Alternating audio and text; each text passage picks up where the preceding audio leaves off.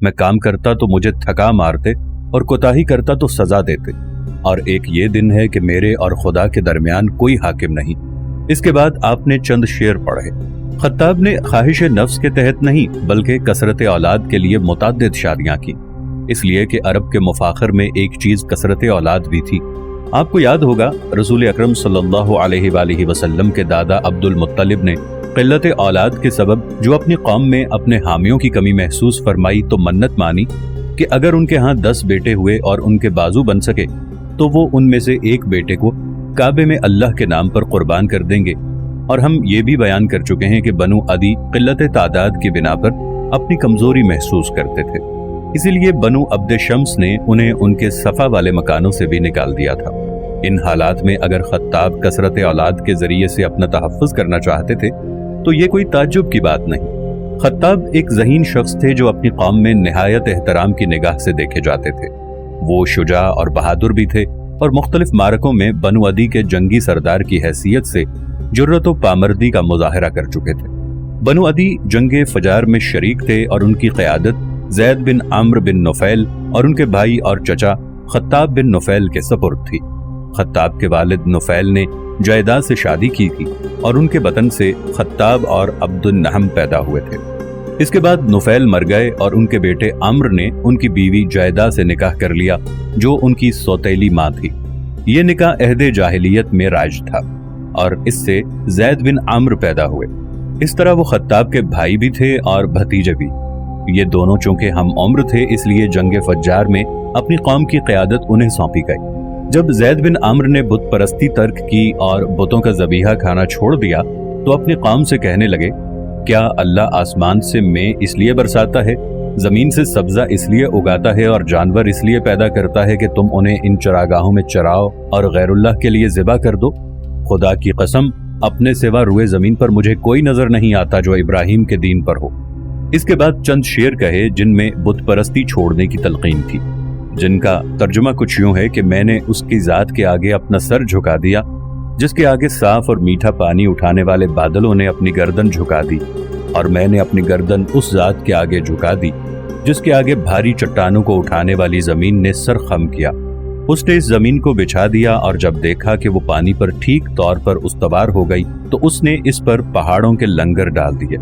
साहिबुल अगानी ने सनदन रिवायत की है कि सईद बिन ज़ैद बिन आम्र और हज़रत उमर रदियल्लाहु अन्हु बिन अल-खत्ताब ने रसूलुल्लाह सल्लल्लाहु अलैहि वसल्लम से ज़ैद के मुताल्लिक़ सवाल किया तो आपने फरमाया, क़यामत के दिन वो मुआहिदीन में से होंगे।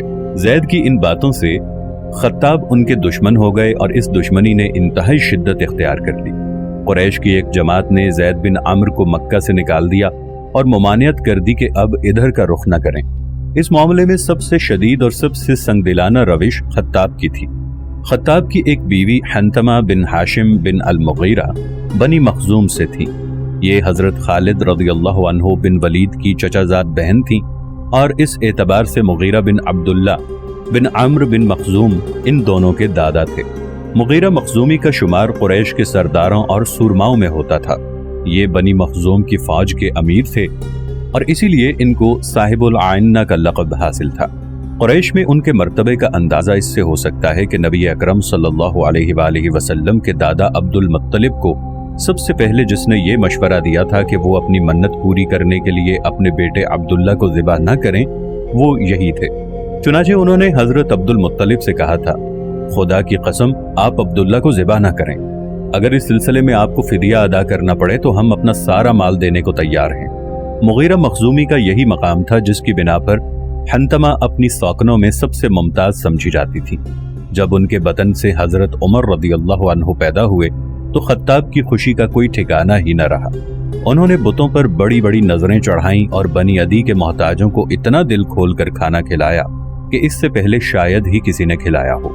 हजरत उमर रदियल्लाहु अन्हु कब पैदा हुए इसके मुतालिक कतईयत से कुछ नहीं कहा जा सकता। अलबत्ता इतना साबित है कि उनकी वफात माह ज़िलहज्जा 23 हिजरी के आखिरी 3 दिनों में हुई। लेकिन वफात के वक्त उनकी उम्र क्या थी इसमें इख्तलाफ है। कोई कहता है कि उस वक्त वो 55 बरस के थे और कोई कहता है 57 बरस के। किसी के नज़दीक उस वक्त उनकी उम्र 60 बरस थी और किसी के नज़दीक 63 बरस की। इसके अलावा भी कुछ रिवायतें मिलती हैं, लेकिन गालिब क़यास यही है کہ وفات کے وقت ان کی عمر 60 کے لگ بھگ تھی۔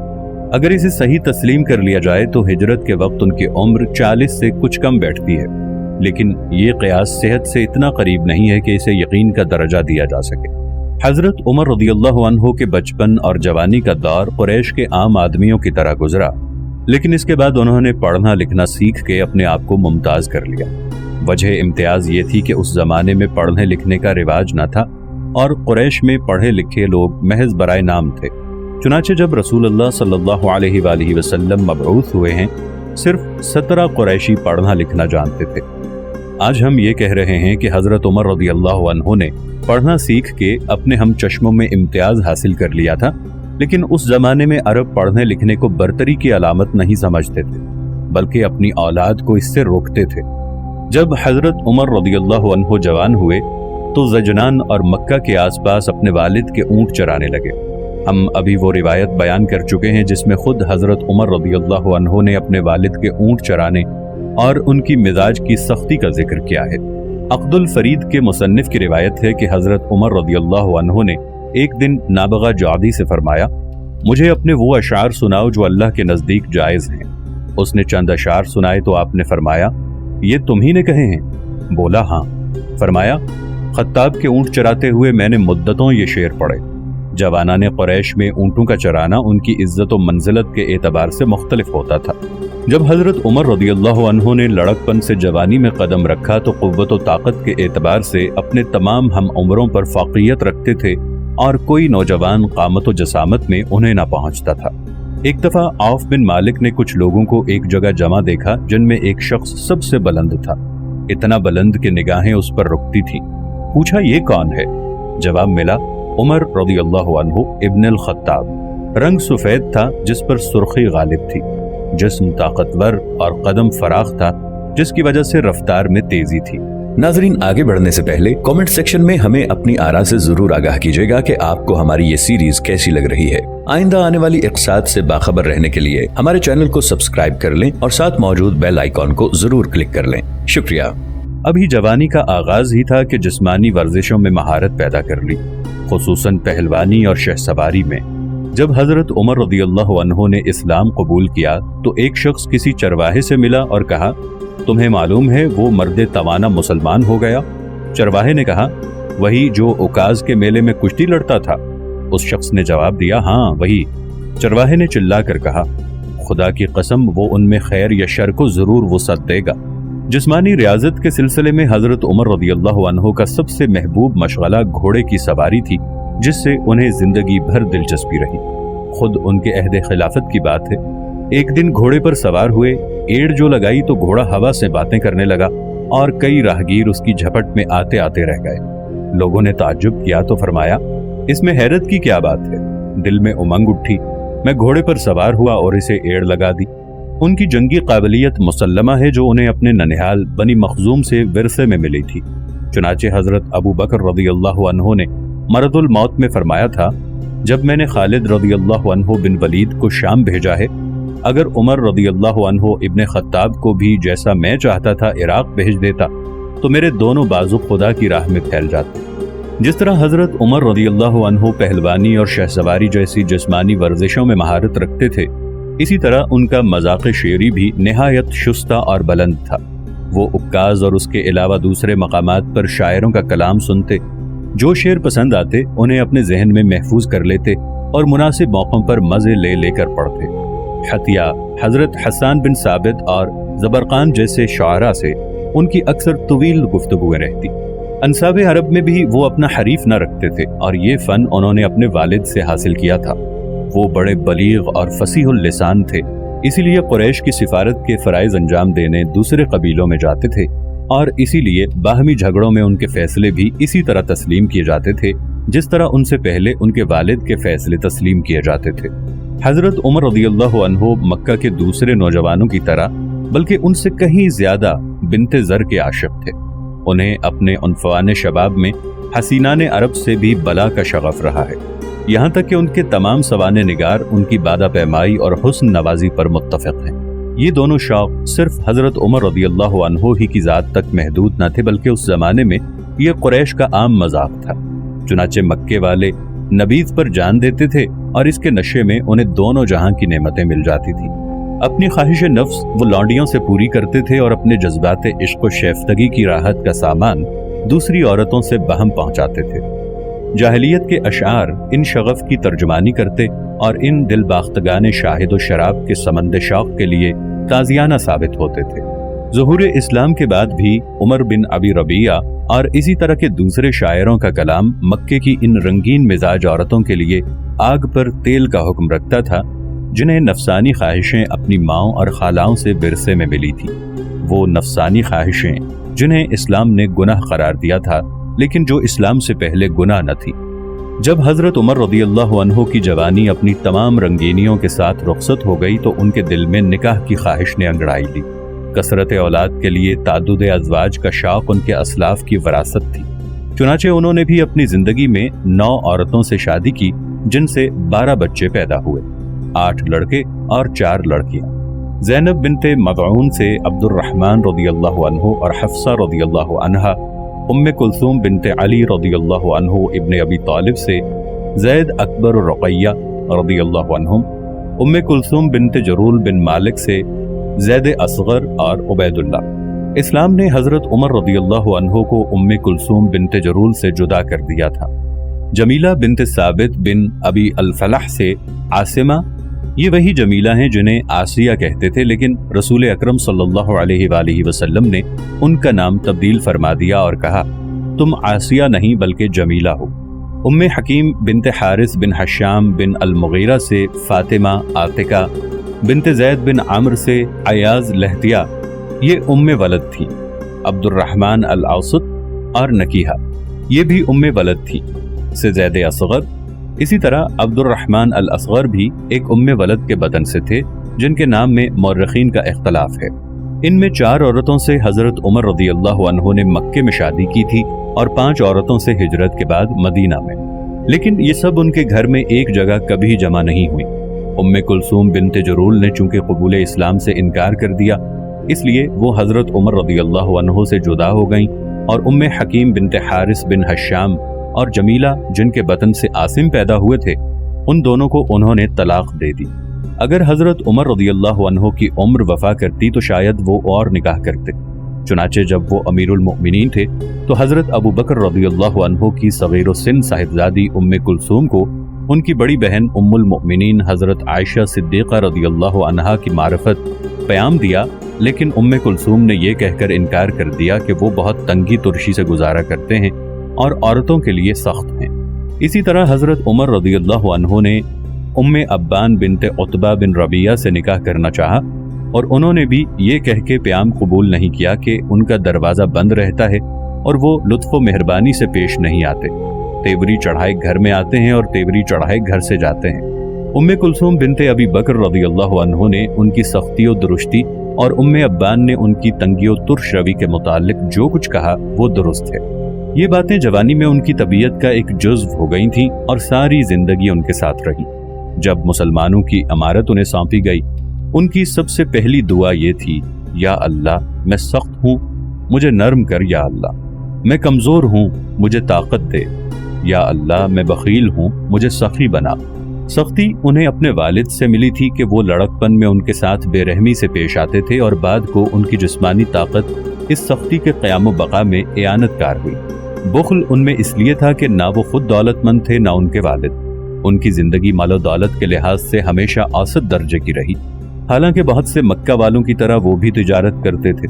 गालिबन उनके मिजाज की यही सख्ती थी जिसने उन्हें तिजारत से वो नफ़ा नहीं कमाने दिया जो मक्का के दूसरे ताजिर कमाते थे, और वो बकौल कुरैश चट्टान से पानी निकाल सके न मट्टी को सोना बना सके। गर्मी और जाड़े के तिजारती सफ़रों में वो बराबर यमन और शाम जाते रहे। यमन और शाम ही नहीं, उन्होंने फारस और रूम के सफ़र भी किए, लेकिन अपने इन तमाम सफ़रों में तिजारती मफाद से ज़्यादा उनकी तवज्जो तहज़ीब नफ्स पर रही। मसूदी ने मुरव्वजुज़ ज़हब में इन तिजारती सफ़रों का जिक्र किया है जो हज़रत उमर रज़ियल्लाहु अन्हु ने अय्याम जाहिलियत में किए और जिनमें उन्हें अक्सर उमराए अरब से मिलने और उनसे गुफ्तगू करने का मौका मिला। गुमान गालिब यही है कि कुरैश के मनसब सिफारत, अय्याम व अंसाब अरब के इल्म और उस ज़माने की किताबों के मुताले ने हज़रत उमर रज़ियल्लाहु अन्हु को कस्बे माल से ज़्यादा इक्तसाब इल्म पर हरीस कर दिया था। और ये वो मकाम है जहाँ पहुँचकर इंसान में इंतहाई खुद एतमादी और इज़्ज़त नफ्स का जज्बा पैदा हो जाता है। दौलतमंद अपने माल के तहफ़्फ़ुज़ और इसमें इजाफे की तमा का शिकार हो जाता है। कोड़ी को पैसा बनाने का लालच उसे मजबूर करता है कि वो लोगों से अपने ताल्लुकात खुशगवार रखे और उनकी खुशामद में लगा रहे। एक ताजर की कामयाबी का मेयार ही ये है कि वो मौका शनास हो और अपने लच्छेदार बातों से गाहक को खुश कर सके। लेकिन हिकमत व मार्फत का तलबगार दौलत को बेअसल और दुनिया को जलील समझता है, इसलिए कि दौलत का लालच उसे हिकमत की राह से हटाकर दुनियावी ताल्लुकात के जाल में फंसा देता है और वो मादी कुव्वतों की बंदगी में उलझ कर रह जाता है। लेकिन जो कोई दुनिया और इसकी दौलत को पाए हक़ारत से ठुकरा के इल्म व इरफान की जुस्तजू करता है, इसमें इज्जत नफ्स का एहसास इस शिद्दत से बेदार हो जाता है कि वो दौलत के पुजारियों को पस्तो अदना समझकर उनसे दामन बचाने लगता है। हजरत उमर रज़ियल्लाहु अन्हु अपनी जवानी में इस हद को तो नहीं पहुंचे थे, लेकिन जहां तक खुद एतमादी और इज्जत नफ्स का ताल्लुक है, इसमें कोई शक नहीं कि ये दोनों चीजें उनमें बदरजा उत्तम मौजूद थीं। असबाब मार्फत की तलाश ने हजरत उमर रज़ियल्लाहु अन्हु को उनकी जवानी में कौमी मसाइल और इनकी इस्लाह के तरीक़ों पर गौर व फिक्र का मौका बहम पहुंचाया और इज्जत नफ्स के एहसास ने उनकी राय में असबियत पैदा की। फिर उनके मिजाज की सख्ती और उनके जिस्म की तवानाई ने इस असबियत को तशद्दुद की हद तक पहुंचा दिया, यहाँ तक कि वो अपनी बात मनवाने के लिए जबान की हिद्दत के साथ साथ बाजू की कुव्वत से भी काम लिया करते थे।